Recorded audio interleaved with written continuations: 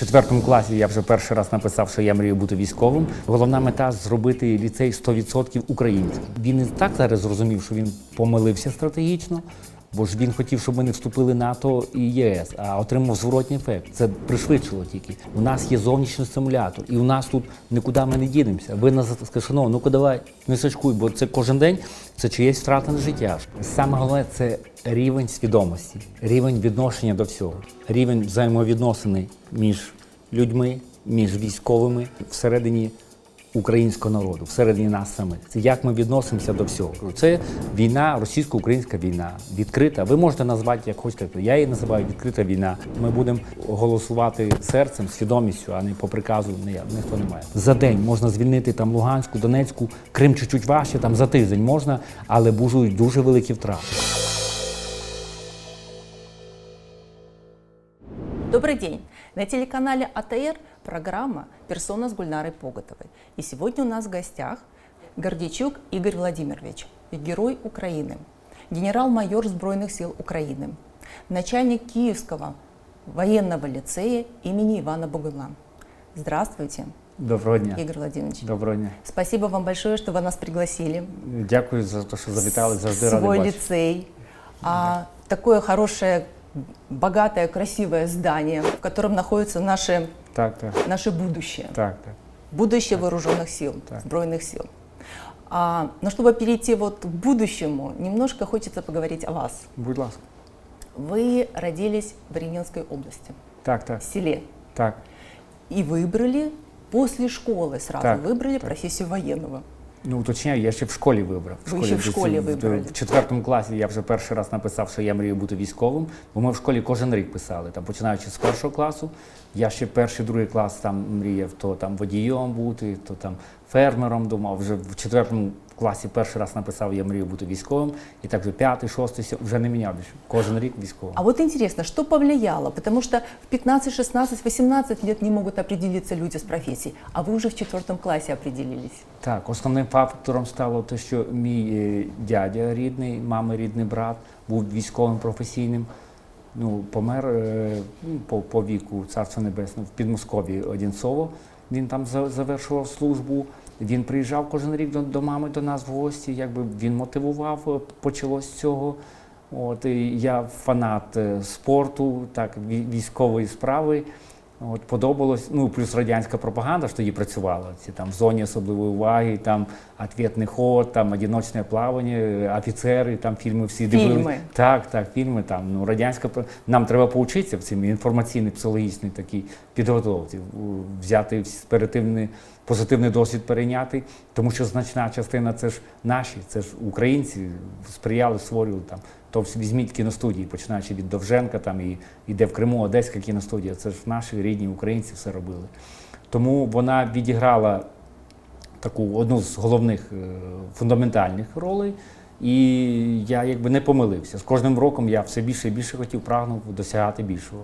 Но спочатку була Омська танкова інженерна, так, спочатку. Потім сухопутна. Так, потім уже коли Радянський Союз, вибачте, з багатьох причин, скажімо, ідеологічних причин розвалився, з ідеологічних, потім економічних розвалився, була можливість, ну, я не вагався навіть хвилину. Там, зі мною було ще там 5-6 спочатку, потім нас набралось близько 70 чоловік, хто в Україну хотів повернутися. І ми добились, ми повернулися в Україну, повернулися в Київ, сюди, в Київ. Інститут сухопутних військ вже тут завершували. А чому іменно сухопутне? А потім розвідка? Ну, це з сухопутних військ, якби мені більш подобалось такі загальновійськові, механізовані, танкові, там, розвідувальні такі. Це потім уже, коли була більша можливість було вибору, там був там десантно-штурмові війська, там сили спецоперацій, але найбільше можливості розкривала загальновійськове саме, ну, де сухопутні війська. Це те, що більш реалістичне було. Бо, наприклад, там в військово-морських чи повітряних силах там були додаткові вимоги. А я фанат там сухопутних військ був, мені подобається. Игорь Владимирович, а вот вы начальник такого серьезного заведения, лицея военного. Столько много лицеистов, ребята, с одной стороны, а с другой стороны у вас дочь. Вот разница воспитания лицеистов мужского такого начала, да, и женского имеет значение, воспитание мальчиков и девочек, оно разное? Ну, це якщо говорити конкретно про особистість. Бачите, переважно більшість, там 70-80% свого службового часу я трачу на загальне керівництво, більше адміністративної роботи, тобто не персонально індивідуальної. Персонально індивідуальної, наприклад, сьогодні я там з 2-3, там я більш за день, ніж 2-3 людини з ліцеїстами, більш не можу поспілкуватись, бо часу недостатньо. А безпосередньо з заступниками, з командирами, тобто з адміністративним складом, з вихователями, ті, які безпосередньо, у нас є в кожен навчальна група, навчальний взвод, він має конкретно вихователя і цивільного вихователя, ще й офіцера має. Там, ну, не кожен взвод, там один на 2 взводи, часом на 3 взводи. Тобто вони вже більше там повинні достукатися до свідомості, дійти до серця кожного вихованця. Крім того, переважна більшість вихователів – це як мами, досвідчені, мають досвід. Крім того, в нас є в кожному підрозділі є психолог, практичний психолог, який, от якщо є хоча б мінімальні якісь відхилення, ми впливаємо, форматуємо так, щоб не було відхилень, які, скажімо, відходять за межі встановлених Но прав. все равно к вам же, у вас же всегда двери открыты в Так, кабинет, так, я завжди понимаю. И відкриті, так. каждый лицеист может зайти Так. и, по крайней мере, сказать «здравствуйте», «добрый Звичайно, день», так. или сказать, там, спросить что-то, или, ну, Так. я не знаю, ребята плачут или нет, но девочки плачут, Так. приходят и спрашивают совет. Так. У вас такое бывает? Так, так, Буває. двері відкриті постійно. Я цілком підтримую політику відкритих дверей. Я це побачив за кордоном, коли навчався, і в Канаді, в США, і потім в Польщі, коли на стажуванні був. Тобто, що там не застосовують подвійних стандартів, що там 100% довіра між командирами і підлеглими. Я це намагаюся ці правила тут запровадити, щоб вони були 100%. Тоді будь-який ліцеїст, будь-який вихованець він може відкритись, ну не завжди, може з першого разу, бо це є специфіка, особливість, але в основному так. А кто, как не вы, может посоветовать нашим мамам, папам, что главное в воспитании сына, мальчиков? Головне привити любов до тієї роботи, яку він мріє. Наше завдання – готувати майбутнє Збройних сил, офіцерський корпус Збройних сил. Тобто ми прививаємо любов до Збройних сил України, до військової справи.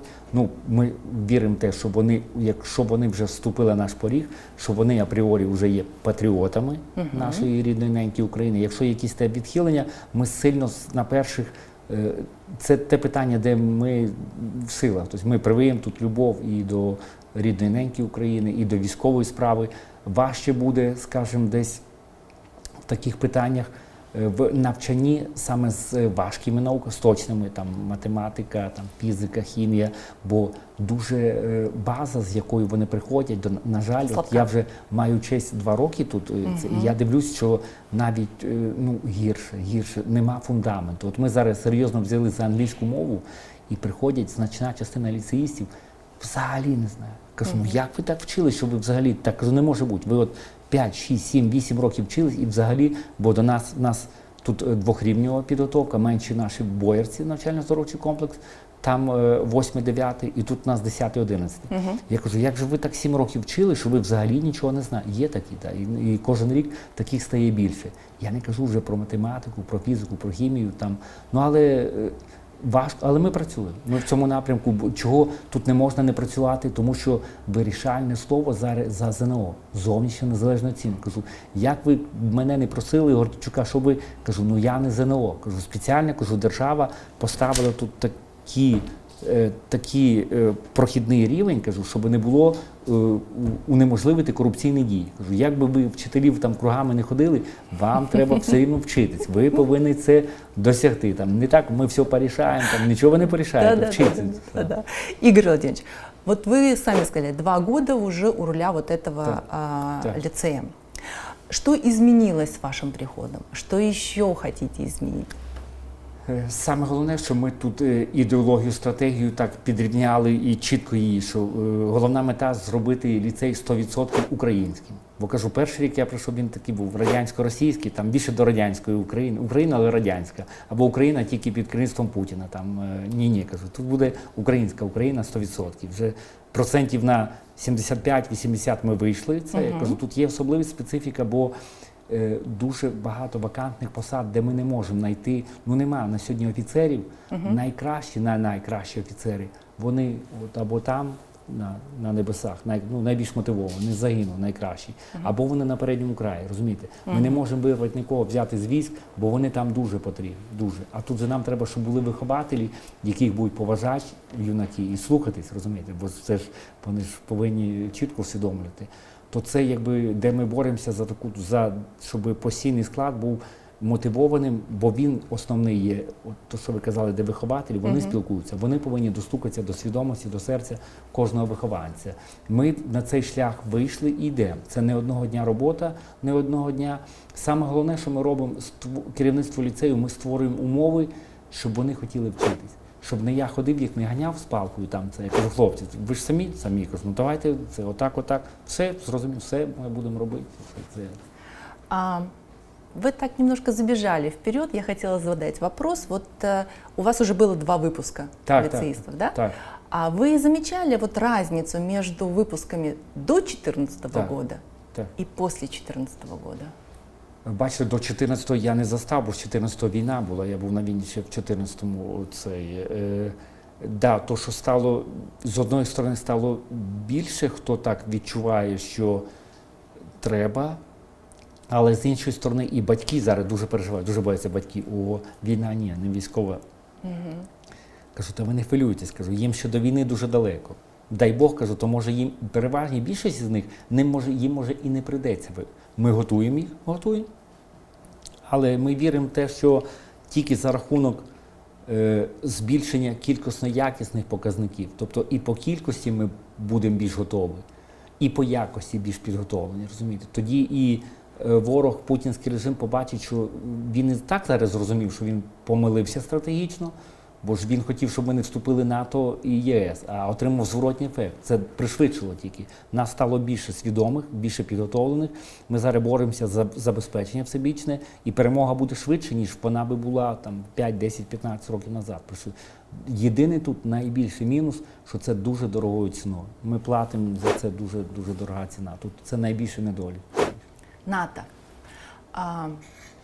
Вы учились, вы работали за границей, в том числе и в США. И вы сами видели, что такое НАТО. Так. Я так понимаю, что вы однозначно переносите эти стандарты именно в свой лицей. Так, звичайно. Да? А что такое стандарты НАТО в лицее и что такое стандарты НАТО в Збройных силах? Потому что не все понимают, что это такое. Это что? Это форма, это какое-то оружие, или это нужно говорить на английском. Что это такое? Саме головне – це рівень свідомості, рівень відношення до всього, рівень взаємовідносин між людьми, між військовими, між керівниками, начальниками, всередині українського народу, всередині нас самих. Це як ми відносимося до всього, свідомості. Це те, що ми робимо тут. Що НАТО, де це цивілізована військово-демократична, військово-політична структура, яка дає можливості реалізувати кожному демократичним, на відміну від Московії, від путінського режиму тоталітарним, де вони намагаються, де все через примусове. Тюрма, як колись казали, СССР – тюрма народу, так? Московія – тюрма народу. У нас цивілізована, слава Богу, що ми маємо вільну країну, вільні люди. І от ми швидко досягнемо, тому що ми вийшли на цей шлях. Так, звичайно, для того, щоб швидко розуміти один одного, треба мову знати. Це один, скажімо, бо не всі можуть говорити через перекладача, бо ж не всі можуть собі дозволити перекладач. Да, зараз технології швидко розвиваються, але коли, знову ж таки, привити любов до цього, як і до військової справи, привити любов до міжнародного військового співробітництва, переважно більшість вони зразу, з першого дня. Хтось через тиждень, через місяць, але не менше 90% вони швидко досягнуть, особливо молоде, нове покоління. Важко з нашими батьками, слава Богу, що вони нас родили, виховали, дали це. Але працюємо. Це правильна дорога, це правильний шлях, 100% з гарантією. Ну, це сложно, поміняти систему внутрі. Не дуже. Це було складно років 10-15, було складно, бо не було питомої, не було критичної маси людей, які прагнуть. Зараз є вже критична маса, питома, зараз вже ми досягнемо. Ми б і тоді досягнули, каже, але було б набагато, зараз вже легше. Найважче позаду. І в тому числі і в цьому питанні. Позаду, тобто ми на цей шлях вийшли, то ви ж дивіться, навіть парламент, хто би 10 років назад ні за що, да, ні це за що, ні фантастика. за що. Там Да. вас би не хватило б там мільярди, там вас би не хватило просто, ні в кого не хватило б. А зараз відносно, скажімо, не можна сказати, що ми заплатили набагато дорожче. Ми заплатили тисячами життів за цю дорогу, Ми йдемо, ми дійдемо. Хорошо. Так когда же мы вступим в НАТО? Ваши прогнозы? Покрокова, знову ж таки, алгоритм. Тут зараз асоціація, частково тут важко буде інтегрувати політичну, бо ми військові, ми дуже швидко адаптуємося. Ми зараз, тому що ми вже вивчаємо ці стандарти, тобто ми військові рік, два, три, якісь частини, у нас є передові частини, де як сили спецоперацій, десантно-штурмові війська, морська піхота, там, частина там, повітряних сил морські, які вже кажете завтра, вони вже завтра, по натовським структурам. Тобто день, тиждень, місяць вже деякі органи управління, вони вже працюють, вже деякі штаби працюють по там, J1, J2, J3, вже вони все працюють деякі. Це просто довготривалий процес, бо цього ніхто не робив. Якби ми йшли дорогою, яка вже була протоптана, це не німецький автобан, це не американський хайвей. Це дорога, якою не хотіли йти наші попередні чиновники, тому що вони хотіли брехати і красти. Ми сказали, стоп, ми ж вигнали цю банду цих зеків, Януковича, все. Ми цивілізована демократична країна. В нас Революція Гідності відбулася через те, щоб остаточно вигнати цих брехунів і злодіїв. Тому зараз це нова дорога, ми її будуємо. Ми будуємо і паралельно йдемо. І будуємо, і йдемо. Кожен день. Жодного дня не втрачаємо. Кажу, хтось уже дійшов, хтось на цьому шляху, комусь чуть, але не менше 90%, не менше 90%.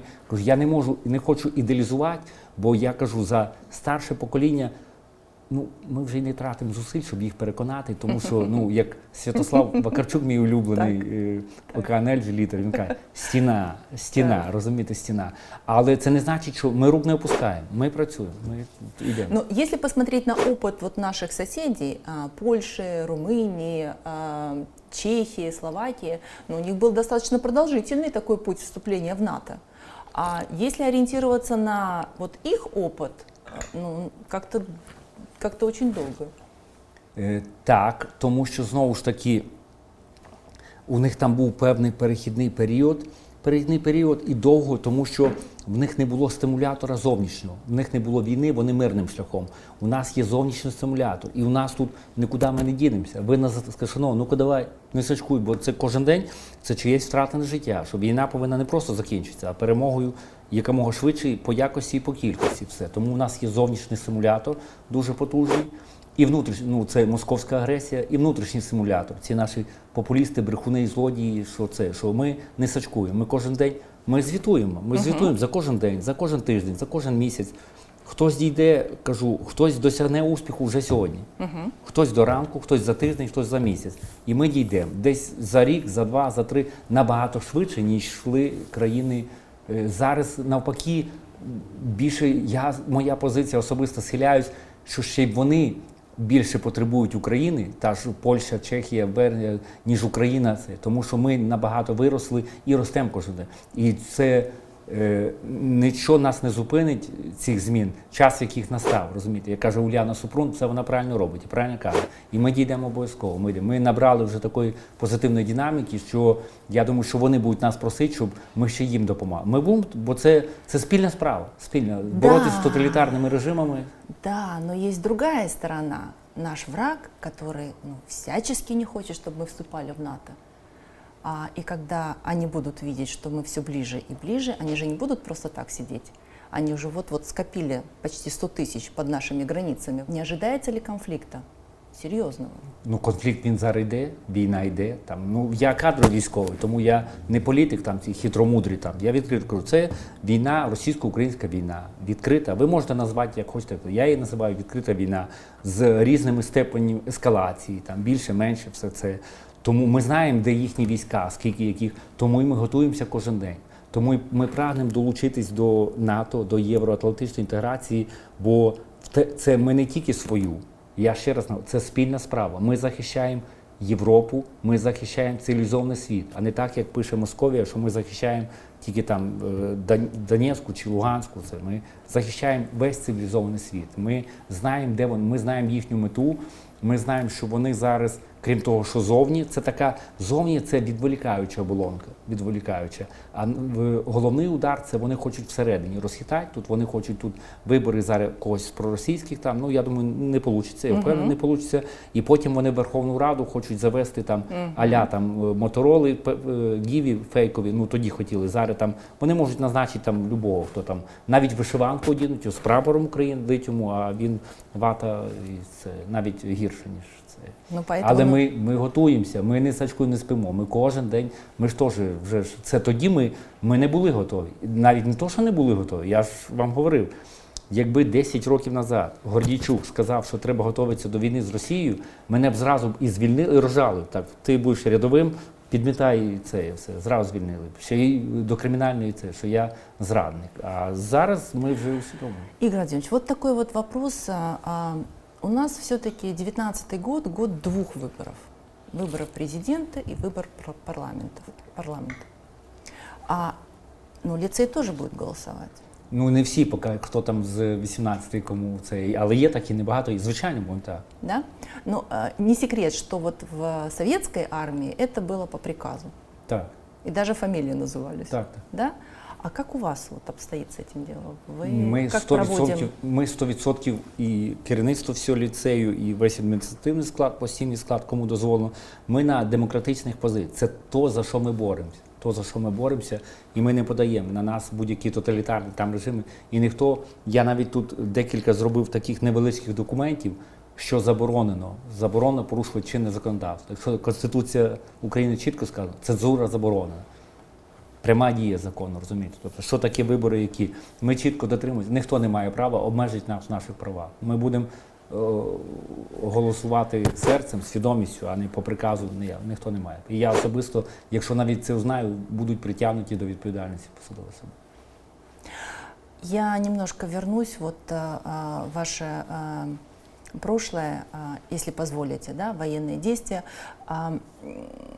активное участие вас в войне, сейчас это называется АТО, но мы все понимаем, что это война, и позывной «Сумрак». Я почему-то прочитала, что вам его выдали. Так его выдали? Его выдали. И выдали, да, выдали. Потому что у меня был, как у меня Гордей. Гордей. Вам Все время было поменяли школа, на училище, все это самое. Но там просто, где таблица позывных, та должность, на которой я был, там написано, там, помічник начальника розвідки сил спецоперацій, позивний «Сумрак», там, основний, там ще якийсь, ну, це був основний, і там частота, там, одна до радіостанції, зв'язку, все це. Тобто, я прийшов уже під готову посаду, підготові обов'язки. Єдине, шукали там спочатку там одна, потім це, і потім вже на мене випало, вже я був на цій посаді. Да, и вот вы известный факт, что Савур-Могилов вы штурмовали, так сказать, с Крымом. Люди, которые представляли специальные, я могу ошибиться, специальные силы назначения, да? А вот лицеисты с Крыма у вас есть? Так, є. Є, і в Боярці є. Ви приводите примір? Так, да? звичайно, так. Ми дружимо з ними. До речі, я хочу похвалити черговий раз. Молодці хлопці, спортсмени, фанати. Я тролю їх, кажу, так, хлопці, ви вже гімн України на українській мові. Найважче їм українська мова, вони це. А тут же ж не просто українська мова, тут ще треба математика, фізика, хімія, розумієте? Мені було важко, бо я з україномовної школи і мова, все російськомовне, там прилагательне, сочетання. Це ж не просто загально вживана, це специфічна мова, інженерно-технічна, розумієте? Їм теж важко. Хлопці, не переживайте. Я кажу, там раз в тиждень буду до вас заїжджати, приїжджати. Кажу, і ми так покроково, там, спочатку там гімн України, потім Тараса Григоровича Шевченка, кажу, і пішов. Молодці, стараються. Когда возвратится Крым? Как мы его возвратим? Тут Когда это будет? комплексним підходом. Зараз треба мінімізовувати, зменшувати поступово. Це тут покроково, поступово. Не можна так радикально, щоб не було розповсюдження ядерної зброї. Можна, як би кажуть, це, але наслідки будуть важчі. Наслідки. Можна звільнити, кажу, і за день. Можна звільнити там Луганську, Донецьку, Крим чуть-чуть важче, там за тиждень можна, але будуть дуже великі втрати. Дуже. Ви нам не пробачите, ви нас вижите з вилками. Це. Тому ми це робимо. Тут же не головне сила, а сила свідомості, сила волі, сила духу, розумієте, має перемогти. Розумна, тобто ментальністю треба, нам треба завоювати. От я майже цілий рік був від України в Афганістані, розумієте, найважче було це завоювати серце і свідомість, розумієте, не завоювати території, як Московія, там, землі за... Ну це совок є совок, КГБ є КГБ, вони не розуміють.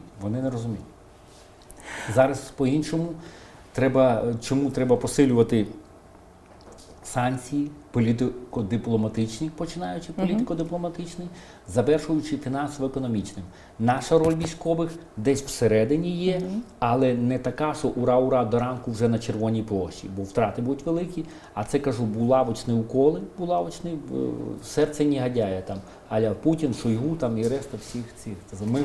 Ми готуємося. Як тільки тут будуть створені передумови, вони десь, кажу, по цьому, наскільки наше рідний український народ буде готовий сприймати втрати, якщо, кажу, буде політична воля, можна до ранку, десь за день, за два. Але щоб було адекватне сприйняття спільнотою. Хорошо. Я уже знаю, что задавался этот вопрос, все равно еще раз его задам. Есть такой яркий пример, когда военный идет в политику. Джон Маккейн, герой Штатов, герой Америки, воевавший в Вьетнаме, пошел в политику и достиг и там больших успехов. Вы не думали о политической карьере? Я особисто не думав, мені пропонували декілька разів. Ну, в мене немає, якби, такого прагнення, мотивації, бажання. Я так вихований, так привик, там, де користь від мене є. Якщо тут я можу робити корисну справу, я роблю. Якщо я бачу, що це не корисно, тобто толку ніякого немає від цього користі, то я, якби, це в політиці толку від мене, якщо в мене немає прагнення, це все рівно, як я співаю там, чому ви там спитаєте, чому ви в балеті не танцюєте, чи чому ви там будинки не проєктуєте, в кожного є нахил, тобто в мене немає бізнесової такої, якби, жилки, тяги до бізнесу, в мене немає до політики, абсолютно. От я військовий, фанат військової справи, в цьому році вже 30 років безперечної кадрової служби. Тобто, справа мого всього життя, то я... Можно я вам задам вопрос? Роль капелланов на війні? Позитивно, так, позитивно. Я це дуже сильно побачив в Афганістані, де капелан не просто як він був душа, він як був і психолог, і вихователь, розумієте, і вникав всі дуже позитивно. Це то, чого нам не хватало на початку. А правильно я понимаю, что капелланы являются такой же боевой единицей в взводе, в роте, или они все-таки общественная какая-то нагрузка у них? Більше гуманітарна, духовна, морально, психологічна. Я їх відношу, скажімо так, їм не обов'язково мати зброю, не обов'язково, якщо й мати тільки для самозахисту, для самооборони. Їм не треба ходити в атаку, не це. Їм треба спілкуватися з солдатами, з людьми, спілкуватися з командирами. Игорь Владимирович, а как вот вы восприняли и лично, и, может быть, вы выразите такое мнение общее военных, когда мы приобрели Томас, Украина приобрела Томас? Позитивно дуже. Особисто мав честь прийняти участь, наскільки це можливо було від мене. І вдячний вашому каналу, попереднє інтерв'ю я давав про зло і шкоду, яку чинило Московська церква на початку війни в Криму особливо, в Слов'янську, в Луганську, в Донецьку. Я всі ці випадки не просто розказав, я їх був одним з перших, хто це зафіксував, облікував, занотував, записав і передав особисто високому чиновнику в руки під розпис. Потім я не знав, ні, розпишіться, що Гордійчук вам оце передав, що це саме в Слов'янську, в Святогірській лаврі, чеченський отряд спецназу, все. Це я вашому телеканалу, шановному, все це розказав. Коли, як, яких це.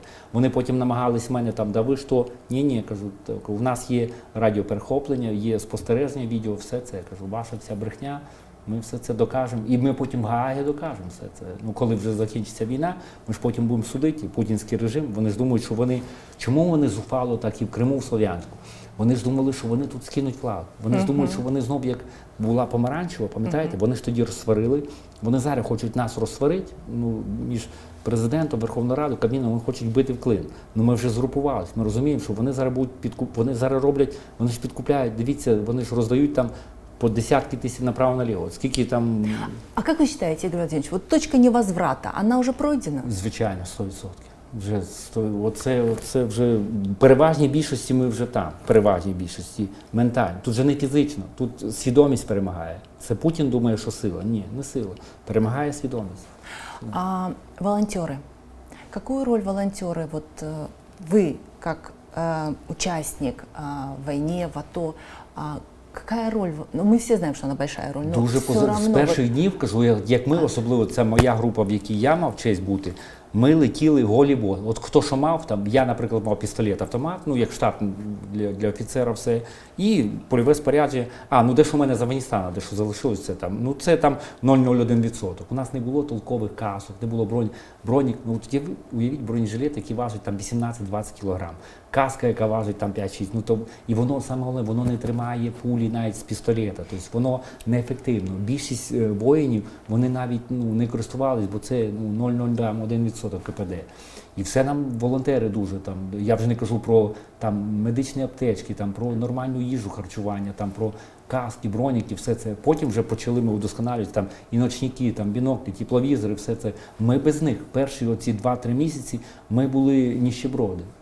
Ну, я знаю, що це і зараз продовжується, тільки так, але вже і ми зараз виросли. Да. Ми зараз принаймні більше половини. Ну так, ну там залежить ще від командирів на місцях, розумієте. Якщо все там, понятно. я навіть своїх тролів кажу, ну вже такого лінивого, кажу, ви ж лінивий, кажу, якщо ж ви не напишете заявки, то ми туди, не лініться, кажу, то ну набагато. Но вы поддерживаете связи, общаетесь так. з теми, ну, хто буквально позавчора з Слов'янськ, Краматорськ, там трохи тролю їх, я це саме кажу, ви совість маєте там, бо вони там, ми там трохи кажу, ви не падайте дух, все правильно. Кажу, ну до ранку зміни будуть 100%, ну не до ранку, розумієте, там, бо це, якщо цього не робив там 100, 200, 300 років, то його за день не відновиш, кажу, але десь, кажу, щось за день, щось за тиждень, щось за місяць, ми переможемо, Україна переможе. Кажу, не опускайте руки, все ми, кажу. Игорь Владимирович, все вот как-то все вы говорите, и все так вот позитивно, и все так вот как-то... А молодежь уезжает, молодежь мигрирует, молодежь ищет чего-то, чего нет у нас там за границей. Почему так происходит? И как ее остановить? Или, может быть, ее не надо останавливать? Це загальнослідова тенденція цивілізованих демократичних відносин. От риночна економіка, демократичний цивільний контроль, безвіз, тут всі цивілізовані стандарти, вони відкривають двері, розумієте? І це так само буде, так само, як в спорті, так? Чому футболіст починає тут у нас ЦСКА, потім Динамо Київ, потім Олімпійська, потім Ювентус, ну бо ринкові відносини. Тобто, якщо йому платять, якщо вам за вашу роботу платить 1 мільйон гривень, то ви будете там, де скажуть Нью-Йорк, BBC, розумієте, то ростуть люди, ростуть професійно. Тобто, єдине, де тут ще нам треба здобувати позитивний досвід, і створювати умови, створюють тут в Україні умови. І в багатьох уже цей мастер-клас. У нас більше 100 заводів, фабрик, комбінатів, цехів, оці за ці кожен рік, навіть не рік, там місяць, 2-3, розумієте. Тобто розвивати, швидко відновлювати економіку, то теж тут є, врахуйте реалії, що Московія ж не просто веде війну зброєю, вона веде війну економіку, торговельну блокаду Московія,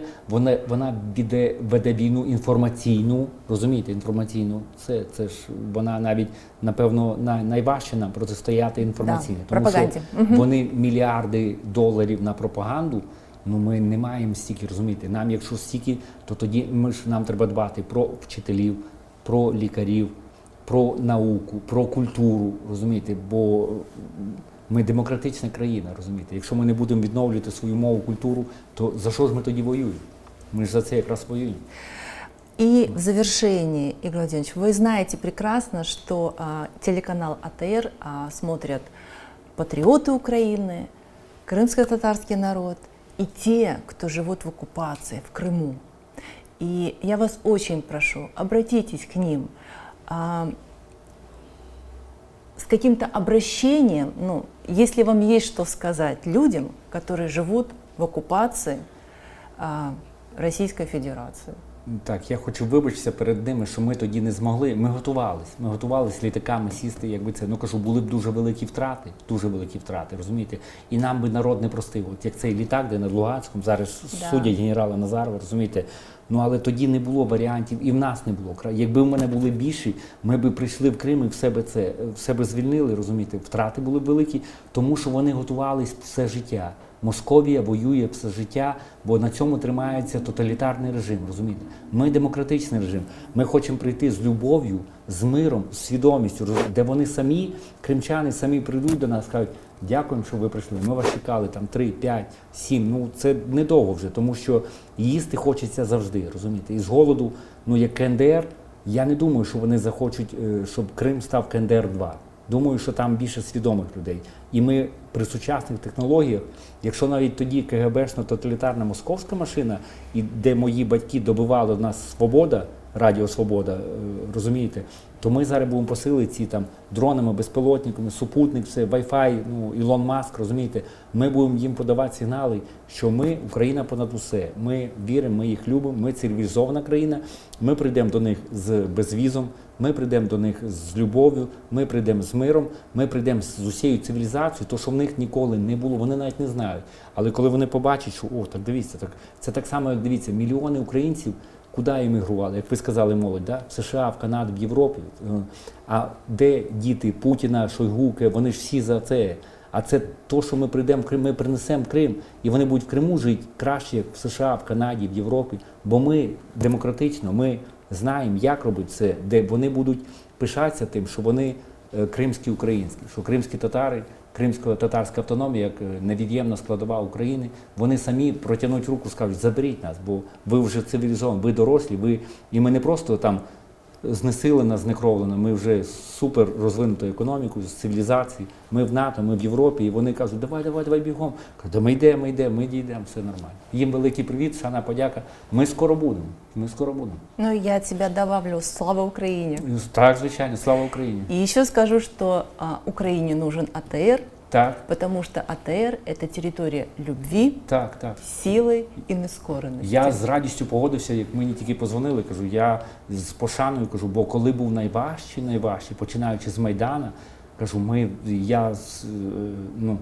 ми взагалі не ділились, хто по національності в нас, і татари були, і кажу, і росіян дуже багато. Я скажу навіть, напевно, українською мовою нас спілкувалось там 3, 5, 7 українською мовою. Ми спілкувалися російською, бо хлопці, які з Крима, які з Харкова, з Луганська, вони, це не їх. Это не это главное так, было нас об'єднувало любов до України і прагнення зберегти якомога більше людей.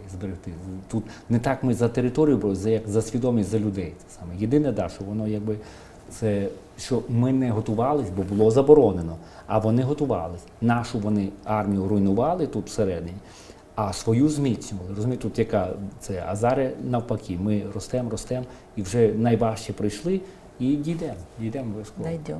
Спасибо вам Будь большое. ласка. Дякуємо вам.